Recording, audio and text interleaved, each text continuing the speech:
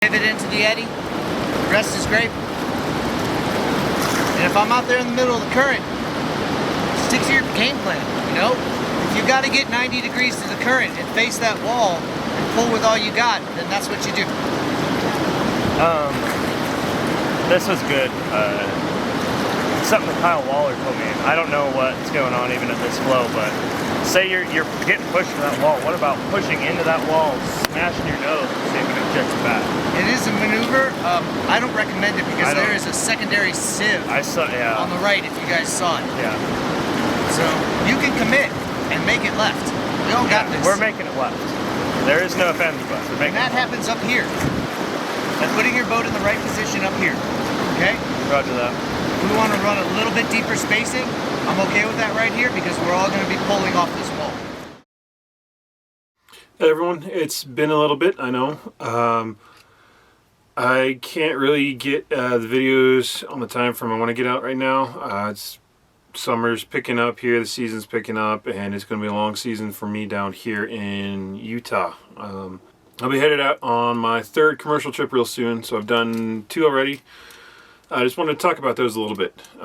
The video you saw here, it was on my last trip there. It was actually my trip leader talking about my trip leader Mike Utley, fantastic fellow by the way, great guy. He was talking about triplet rapid. And on this trip it was, the river was roaring about 9,400 CFS. This is the Green River through Gates of Lodore. And it only reached that high because the dam was releasing that much water.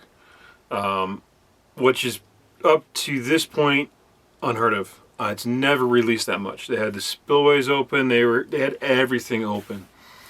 I think they were trying to do it to try and push out some of the invasive species of fish. I could be wrong about that, but that's what I remember hearing anyway.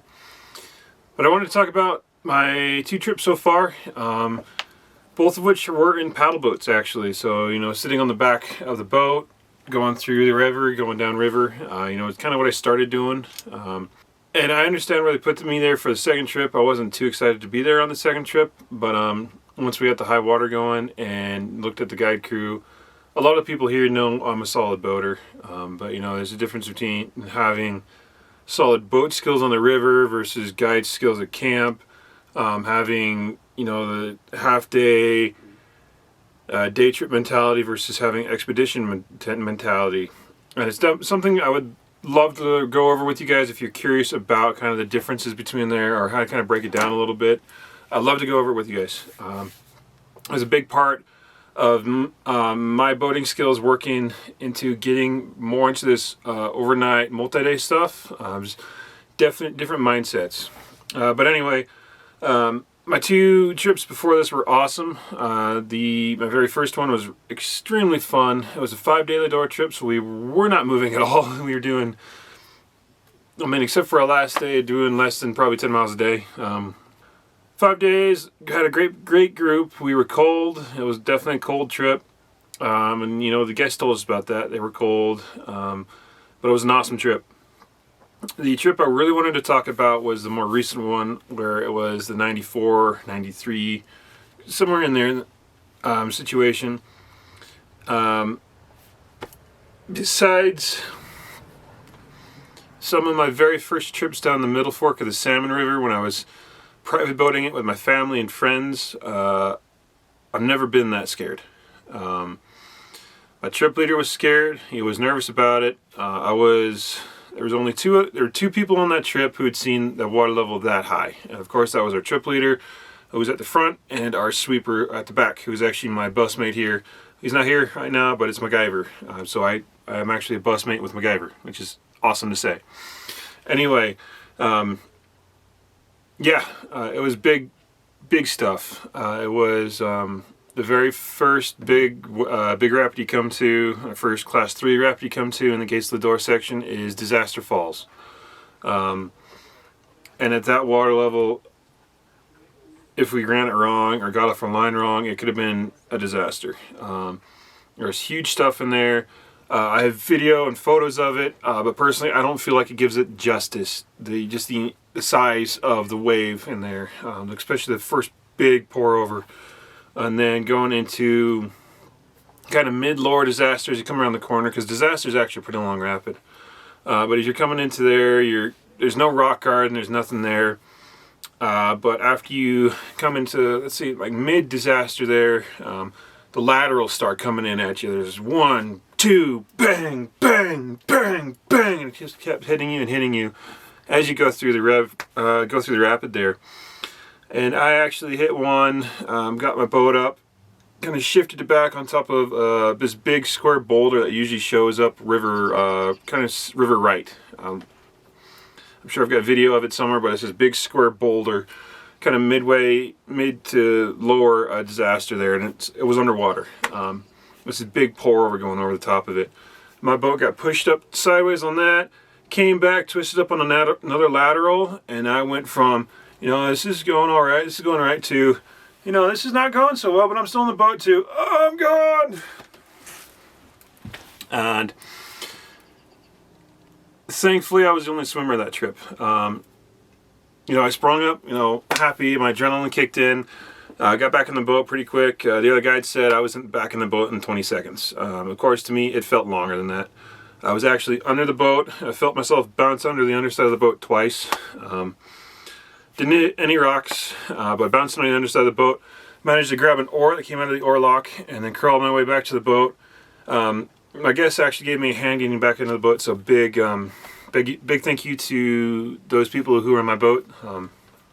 I'm sorry I don't remember your names if you watch this. There's a lot of people I meet in the winter or in the summer, so it's hard for me to remember names. But I got back in my boat, and that's when it really hit me. It hit me before that, it hit me there, but it's just like, yeah, if we mess up, that's a lot of stuff in the water. And this was day one. This is day one of a 3-day trip. So after that, we continued to Triplet, and Triplet has changed too. The birth canal, if you guys are familiar with the birth canal, it's gone, or it was gone. The two big rocks that are sitting in the stream, so you got big rock back here, you got two other rocks, and then the river's going around it this way. These two rocks were gone, and their places were these two massive holes. So we didn't want any part to deal with that. And again, the guy talking at the beginning of this, kind of the intro, was my TL talking about that, how you did not want to go near even close to the right wall. We actually tried to stay river left and kind of skirt those big holes. I'm thankful that I had a light boat and 6 other guys in my boat with me, so I could actually really skirt those. I wasn't anywhere near those holes. I didn't want to be anywhere near those holes. But watching the other boats coming in behind me, I was boat 3 in line. There were 3 other boats behind me. Watching them come into there, it was definitely a scary experience, because there were 2 that were real close to going into the main meat of the holes. And these aren't your holes, like your standard holes you can hit and go through. These things were boat eaters. And sort of put it into perspective, I was in a 16-foot boat. Everybody else were in 18-foot boats, fully loaded. Again, this is expedition mentality. We were doing our best not to flip the boats. And as for swimmers, I was the only swimmer, and I'm very thankful for that. I know my TL was. All the other guides were as well, but this is scary. So after a little bit, we go to Hell's Half Mile. And if you don't know, Hell's Half Mile is a Class 4 rapid. The Class 4 rapid, Class 3-4 rapid, depending on the water level. It's the most technical. But in this water level, the majority of the rocks were gone. Lucifer, if you're familiar with Lucifer, it was probably just a little domer that just meshed in with everybody else. It was underwater. The kind of little channel you take into before kind of peeling away and going around Lucifer, it was nearly gone. There was just these huge pour-overs, crashing waves, and then I think a series of about 3 to 5 huge rollers. And I looked at that, chatted with my chatted with all the other guides, and the main line was to, yeah, point your boat at those rollers, row your heart out, and then just hope, keep it straight, hope, and then send it. To me, this was the one I was terrified of. I swam in disaster. Triplet. Triplet wasn't that bad for me. But just thinking, I've got 6 other people in this boat with me. There are 18 footers around me. But if I flip that boat, or if I put somebody in the water, they're going to be around the corner before we can get them. And there's big stuff in that river. There's big rocks in that river. Hell's Half Mile is another long one. A lot of people say it's a quarter mile. It could be a quarter mile long. But I was terrified. It's the first time in a while where I stood next to the river and I prayed to the river.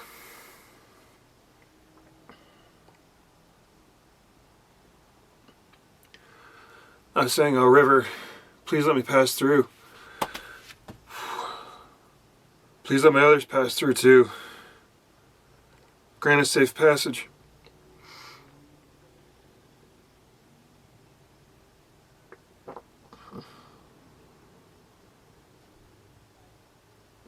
And you know what? We made it.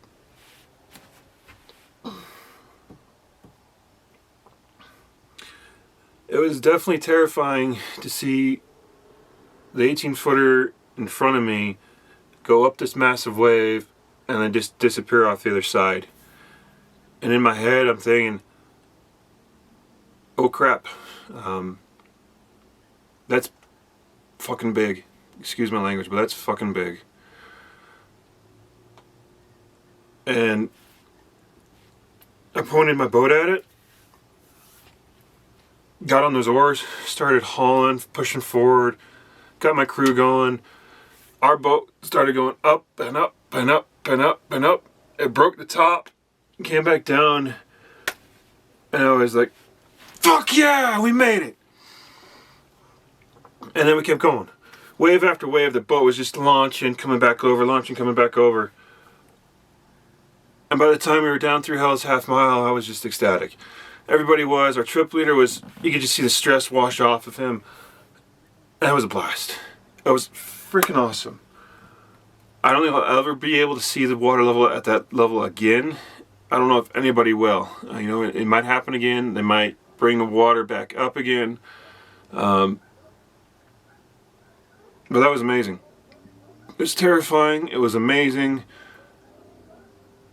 The amount of stress I felt that first day was more than overwhelming. But we rolled into camp. All the guide staff was just ecstatic, tired. I was soggy because I swam, of course, but it was an awesome day to be on the water. Very emotional, but an awesome day to be on the water.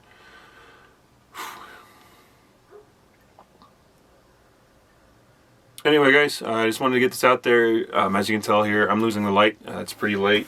Where's my phone at? Oh, there's... It is nearly 9 o'clock. I gotta be up and rolling before 5 to get on a 5-day Yampa trip. So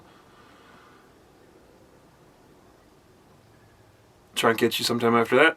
Thanks for watching. And yeah, I'll see you guys when I see you.